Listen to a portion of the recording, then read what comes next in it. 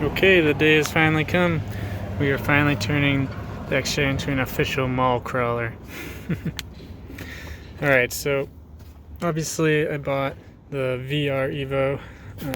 I did get the 10S, but this is the lower line of the worn winches, essentially. The next step up being almost double the price for the Xeon, so we're going to check this out. There's been a pretty big difference between the last couple of years or couple versions of this.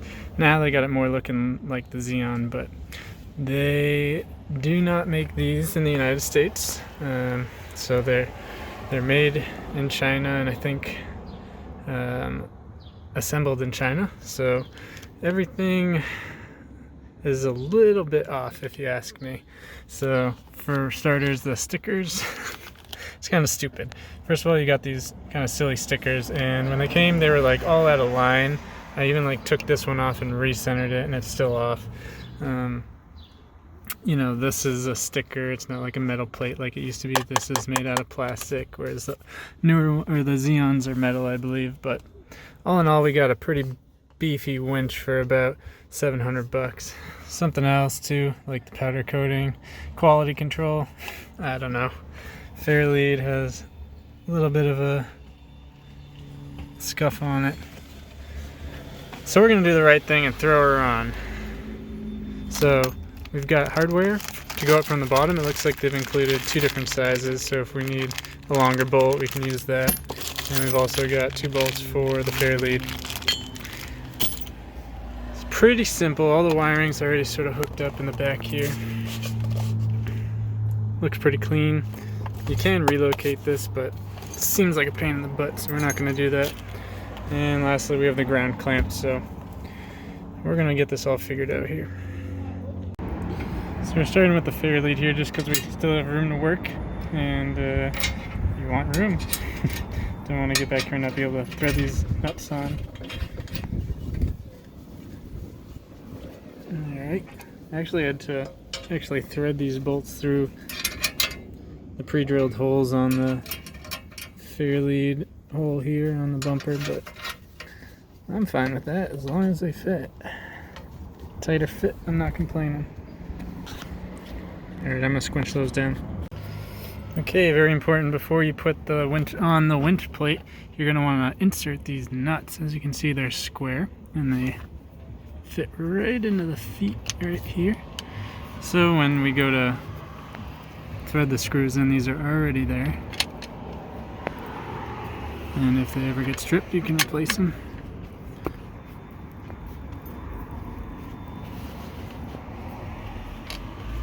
Alright, looks like we got plenty of extras. So we're putting a little bit of pressure against the grill with those electric wires, but you gotta do what you gotta do. Alright, that lined up fairly quick. Those front ones are gonna be a pain in the butt.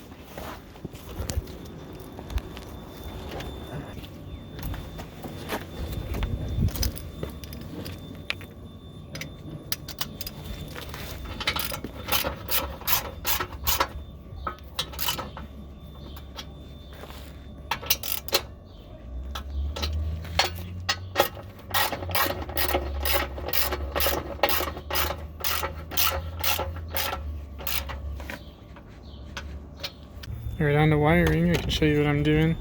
I wired this red one, just kind of shoved it behind these black wires here, and fed it right under and through. And as you can see, just in between the grill and the beginning of the frame there. And it's really hard to push the wire up and route it around the battery where I want it. As you can see, there's a bunch of stuff going on here. But because you get the ground, and the ground is not connected here, what you can do is just feed the ground wire down where you want it, which is much easier. And what I've done here is, because I got the ground wire down, I'm just taping the lead of the power wire, so I'll be able to pull it right up and it'll route the way I want, theoretically.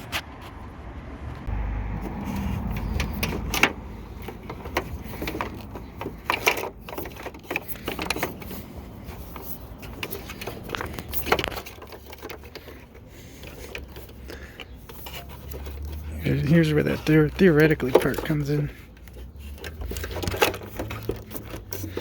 Something in there. There we go. Yeah.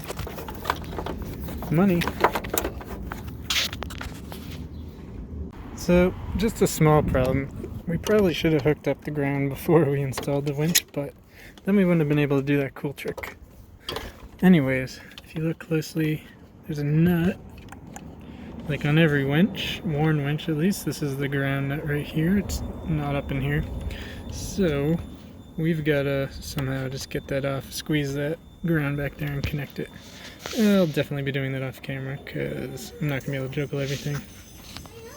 Okay, we've had success getting that on there.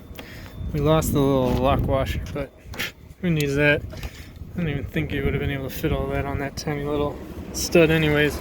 Alright, so we're all kind of wired, a little half-assed, but we're going through. Popping up here, again, emphasis on half-assed. Unfortunately, the holes in this were only large enough for me to put it through that one. This one's larger diameter. Didn't really feel like drilling it out, so we just put it on in there. We'll run it for now. Alright, I think we're ready for a test. Alright, looks like I got a blue light. Let's see if this thing burns. Oh, it worked. Alright, success.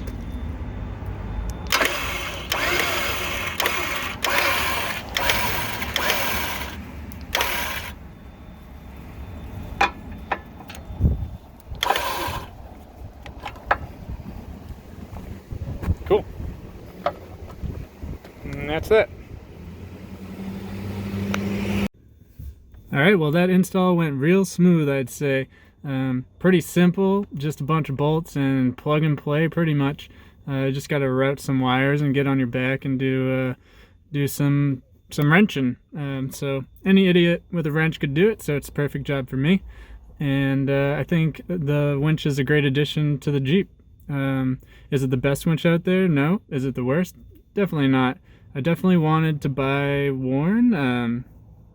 I know it's not made in the USA, at least this line is not made in the USA, but it's got the company name on it, it's got the warranty, so I'm interested in it. Really, you know, I'm not doing a lot of off-roading right now, but when I do, and the one thing I really want to invest in before I go off-roading is recovery points and self-recovery equipment. So I did not want to skimp on that. That is like a priority in this build.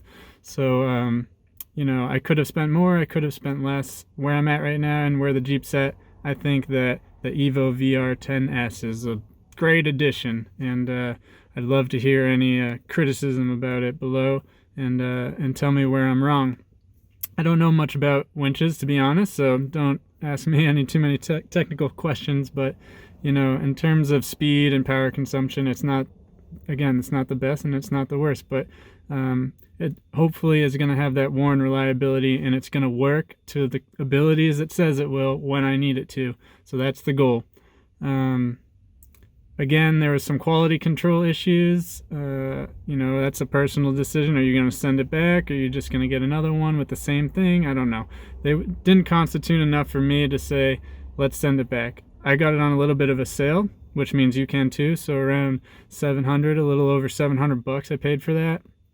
You're looking at more if you're just buying regular price. If you go steel cable, you'll save some money. I think it's under 600 bucks. So hey, if you're into that sort of thing, go for it.